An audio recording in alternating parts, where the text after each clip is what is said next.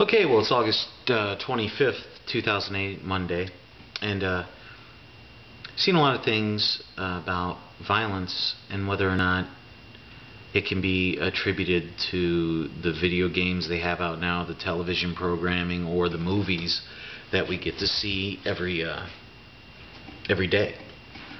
And aside from the information that I have read about and looked up and studied a little bit and stuff like that, I want to give you my opinion on it first. And I believe it does.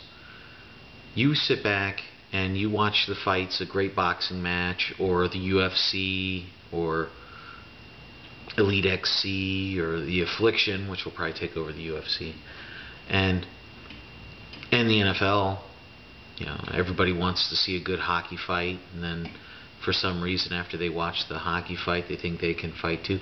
All that is leading up to that aggression that watching violence or playing the violence on these games actually leads to.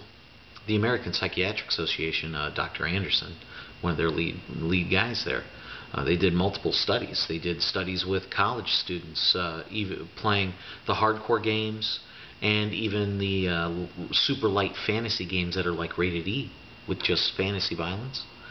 And even everybody showed an increase in aggression.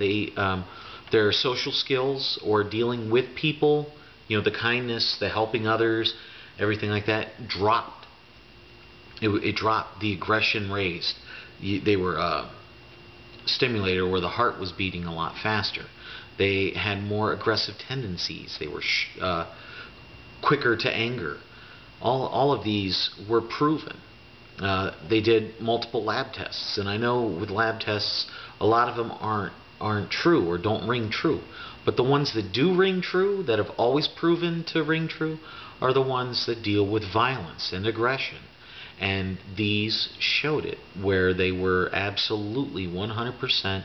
There was an increase in aggression. There was a lack of the social skills, the helping of others, and stuff like that. They also proved that with children that had a history of playing these violent video games, when they reached high school level, they were more apt to truancy. They weren't going to school. They were more apt to fighting in and out of school. And we're not talking in a boxing ring. I mean, this is legitimate, you know, getting into fights. And unfortunately, a higher rate of those kids going and winding up and doing crimes. We're not just talking your petty theft kind of things. We're talking the assaults, the armed robbery, strong armed robbery, murder, you know, those kind of things. So, I mean, aside from all that proof going into it, the games are designed, most of them are mature. And what that means, when it says mature, they always say over 17, but what they really need to say is you need to take a test to see if mentally you're ready to be able to process that information and still realize that it's fake. Unfortunately, they don't do that. They're 25-year-olds. They should never do it. They should never see it.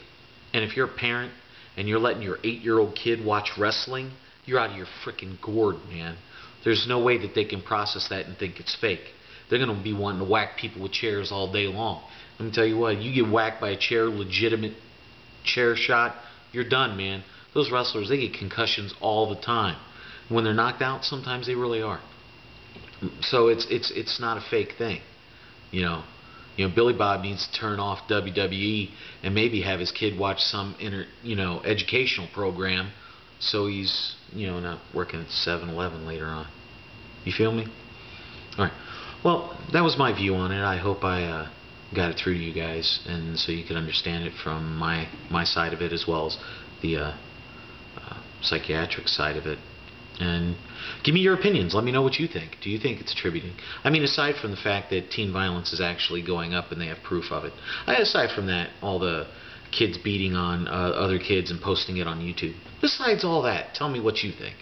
All right? What's the big ragu? I'm out.